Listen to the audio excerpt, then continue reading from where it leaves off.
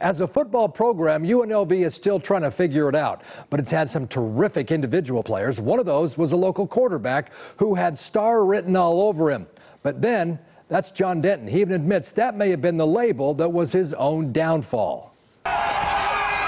John Denton was a hotshot quarterback at Green Valley High School back in the mid-90s. He was quarterbacking one of the top teams in the Valley. Now, the Gators were terrific. Then he became a rising star at UNLV. As a redshirt freshman in 1996, he burst onto the scene, carving up opponents like nobody had seen since the great Randall Cunningham. I just remember going into that off season like, this is, sky's the limit. Denton's season was magical. He set 10 NCAA freshman records. He still holds 5 at UNLV, including most yards in a game and touchdowns in a season. He was Johnny Football before there was Manziel. I played with my hair on fire. I tried to put the ball in the end zone and operate our offense on a first down by first down basis. He was on track to break all of Cunningham's records. He was listed number 42 in Sports Illustrated's greatest sports stars in Nevada. In his sophomore season, he was making passes and running for more touchdowns, on top of the world. Then it all came crashing down. Late in the season, he was suspended. Then again later in the spring. Coach Jeff Horton had enough and kicked him off the team, Denton says, for being a knucklehead. I made a couple of decisions I'm probably not too proud of, but probably felt a little bit more entitled than I probably should have at that time. I couldn't control what was being said. I couldn't control the messages that were being,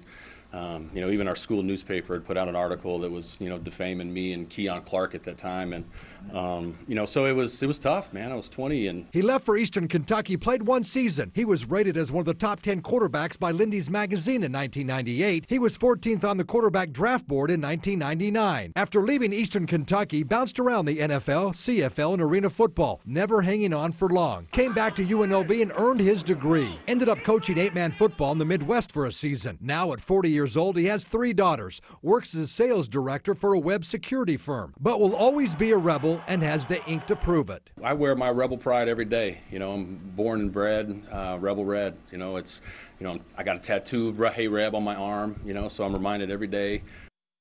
Every day. You wonder what the football program would be like had he stayed and been a senior and broken all these records, because, he was on pace to shatter Randall Cunningham's record, so he still owns some records. Crazy.